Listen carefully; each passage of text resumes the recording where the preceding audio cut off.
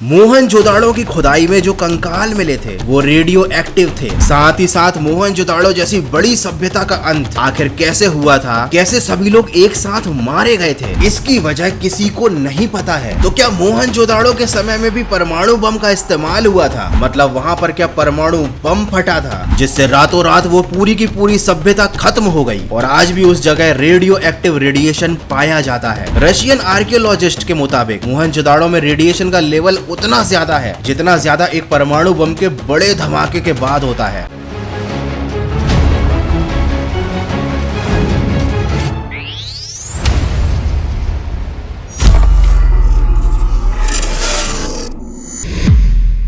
1922 में Indian research की team को मोहनजोदाड़ो में ऐसे कंकाल मिले जो पूरे परिवार के थे और वो आपस में एक दूसरे का हाथ पकड़े हुए थे। अगर आपने टाइटैनिक देखी होगी तो आपको वो सीन याद होगा जब टाइटैनिक डूबने वाला था, सब लोगों को पता चल गया था कि वो मरने वाले हैं, तो सभी परिवार वालों ने आपस में एक दूसरे को गले लगा लिया था। ये बिल्कुल वैसा ही नजारा रहा होगा। इन कंकालों की तस्वीर देखकर आप उस समय की स्थिति का अंदाजा साफ साफ लगा सकते हो। यहाँ पर सारे परिवार ने एक दूसरे का हाथ पकड़ लिया है क्योंकि उन्हें मालूम चल चुका है कि अब परमाणु बम गिरने वाला है और बचने का कोई रास्ता नहीं है। और ये तो सिर्फ एक ही तस्वीर है, यहाँ पर हजारों लाशें मतलब हजारों कंकाल मिले जो एक ही समय पर मरे थे और एक ही समय पर हजारों लोगों का एक साथ मरना किसी बम धमाके से ही पॉसिबल है। अगर कोई बीमारी फैली होती तो लोग एक एक करके मरते, अगर कोई युद्ध हुआ होता, दुश्मन सैनिकों ने आक्रमण किया होता तो लोगों के कंकाल इस तरह से नहीं मिलते, वो युद्ध लड़ते हुए मारे जाते और उनके हाथों में हथियार पाए जाते। लेकिन यहाँ तो ऐसा कुछ भी नहीं था। एक और चीज है जो हमें सोचने पर मजबूर करती है, मोहनजोदाड़ो में जगह जगह पर हरे कांच पाए जाते हैं जो परमाणु धमाके के बाद उत्पन्न हुई ऊर्जा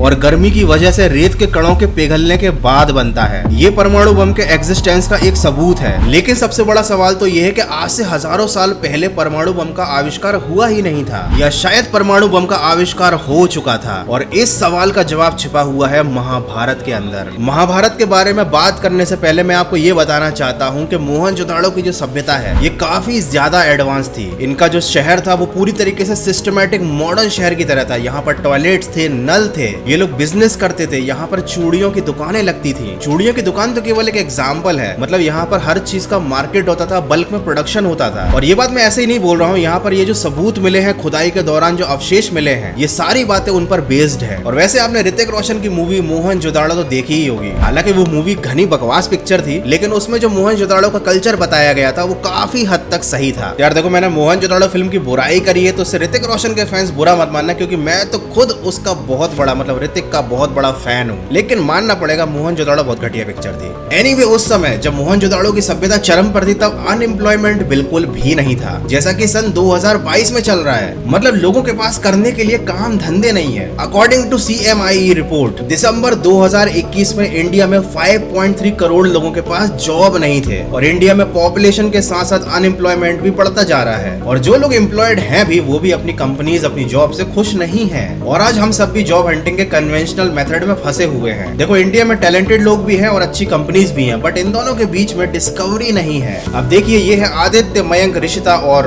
रोहन। इन्होंने हाल ही में लेवरेज एडू में सेल्स एग्जीक्यूटिव की जॉब ली है और लेवरेज एडू इस पोजीशन के लिए 6 से 8 लाख पर एनम का पैकेज देता है, जबकि इंडस्ट्री स्टैंडर्ड पैकेज एक बड़े एम्प्लॉय का भी 3.2 लाख पर एनम होता है। इन सब में एक चीज कॉमन है, इन सब ने री लेवल का फ्री टेस्ट के थ्रू आप घर बैठे ही इंडिया के 200 प्लस बेस्ट कंपनीज में अप्लाई कर सकते हो। ना ही कोई रिज्यूम दिखाना है, ना एक्सपीरियंस। आप वर्किंग प्रोफेशनल हो, फ्रेशर हो या आपने अपने कैरियर के लिए ब्रेक लिया हो, आप फिर भी री लेवल के टेस्ट के लिए एलिजिबल हो। री लेवल ने अभी तक 42 करोड़ वर्थ के जॉब डिलीवर किए हैं। लास्ट मंथ इन्होंने 36 lakh worth of job deliver किए हैं डेली। और इनमें से बहुत से कैंडिडेट्स के होर्डिंग्स भी आपको दिख जाएंगे अक्रॉस द इंडिया। कुछ दिनों पहले ही री लेवल ने अपना एक नया टेस्ट कैटेगरी इंट्रोड्यूस किया है, फॉर कंटेंट राइटिंग। इसका मतलब अब आप 19 कैटेगरी में टेस्ट देकर जॉब ले सकते हो across sales, programming, product management, analytics, HR and many more. This is the best way to secure your future. Career की शुरुआत करनी है या फिर एक बेटर जॉब में जाना है, री लेवल इज द वे। तो मैंने लिंक वीडियो के डिस्क्रिप्शन में दिया हुआ है, तो आज ही जाकर चेकआउट जरूर करना।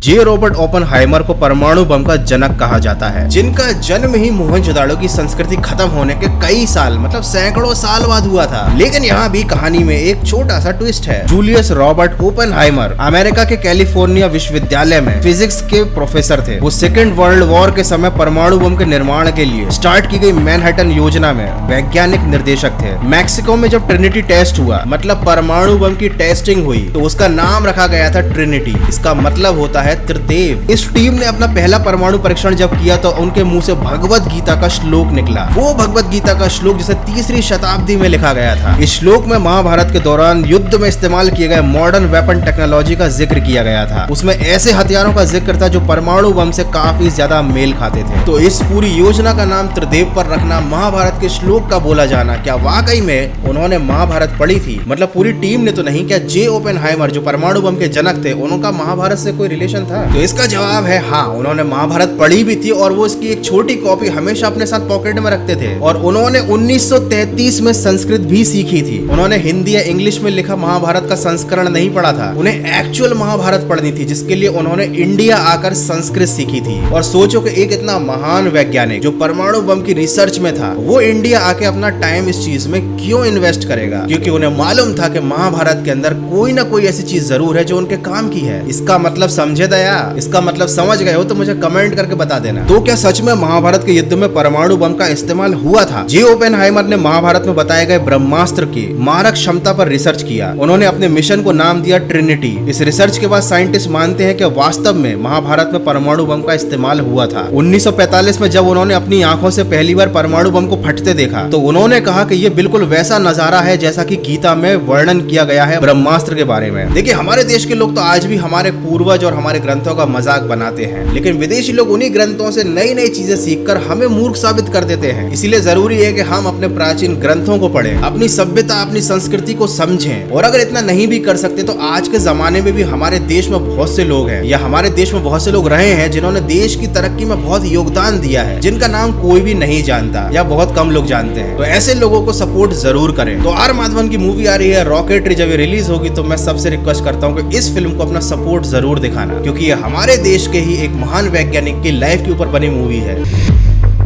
अब बहुत से लोग बोलेंगे कि हाँ भैया, परमाणु बम जैसी गंदी और खतरनाक चीज की देन तो भारत ही दे सकता है, जिससे हजारों लोगों की जान गई। तो भाई देखो, ऐसे लोगों का कुछ नहीं कर सकते जिन्हें हर चीज में बुराई ही ढूंढनी है। प्राचीन भारत की टेक्नोलॉजी केवल हथियार बनाने तक सीमित नहीं थी, बल्कि विमान शास्त्र का नाम तो आपने सुना ही होगा, जिसमें तरह तरह के विमानों का वर्णन किया गया है। इसे महर्षि भारद्वाज ने लिखा था। उसके बाद इसे हिंदी और अंग्रेजी भाषाओं में ट्रांसलेट किया गया। हमारे देश के ही वैज्ञानिकों ने इस ग्रंथ का मजाक उड़ाया, बोला ये सब तो भैया माल फूक के लिखा गया है, मतलब सब कल्पना है महर्षि भारद्वाज की। ऐसे एयरक्राफ्ट कभी बनते हैं क्या? लेकिन आपको जानकर हैरानी होगी कि इसी शास्त्र के 6 डिजाइनों में से 3 डिजाइन का पेटेंट विदेशी लोगों ने करा लिया है। उन्होंने इस तरीके के एयरक्राफ्ट को बनाया और अप्रूवल लिया है कि ये डिजाइन एक्चुअली में काम करती हैं। विमान शास्त्र में चुंबकीय शक्ति, सौर ऊर्जा और नाभिकीय ऊर्जा से चलने वाले अलग अलग विमानों का वर्णन है। और हजारों साल पहले जब लोग गुफाओं में रहते थे तब कल्पना से परमाणु ऊर्जा, सौर ऊर्जा से चलने वाले यंत्रों की पूरी डिस्क्रिप्शन पे एक ग्रंथ लिखना कल्पना का काम नहीं होगा। इसके पीछे जरूर कोई बहुत गहरा विज्ञान है जिसे हम लोग समझ नहीं पा रहे हैं, लेकिन विदेशी लोग अच्छे से समझ रहे हैं उस विज्ञान को भी और हमको भी, कि हम लोग कितने बड़े वाले हैं। समझ गए ना यार? प्राचीन टेक्नोलॉजी से रिलेटेड बहुत बड़ी स्क्रिप्ट है मेरे पास, इसके बारे में मैं किसी और वीडियो में बात करूंगा डिटेल से। फिलहाल इस वीडियो का कंक्लूजन ये है कि महाभारत के अंदर छिपा हुआ था परमाणु बम का रहस्य, जिसकी नॉलेज का इस्तेमाल करके जे ओपेनहाइमर ने परमाणु बम बनाया और जनक कहलाए परमाणु बम के। एनीवे, ये सब केवल मेरी थ्योरी है, मेरा ओपिनियन है। आपको क्या लगता है मुझे कमेंट करके जरूर बताना, मैं सही कह रहा हूँ या मेरी बातों में कुछ पॉइंट गलत है। लेकिन अगर आपको आज का वीडियो अच्छा लगा है, देखने में मजा आया है, तो वीडियो को लाइक जरूर करना। और हाँ, नए हो तो सब्सक्राइब जरूर करके जाना, क्योंकि भैया हर हफ्ते आते हैं इसी चैनल पर एक से बढ़कर एक तगड़े वीडियो। यार बस आज के लिए इतना ही। मैंने वीडियो के बीच में रीलेवल के बारे में बताया था, तो लिंक डिस्क्रिप्शन में दी हुई है। फ्री का टेस्ट दो और अपने पसंद की जॉब लो। मिलते हैं अगले तगड़े वीडियो में।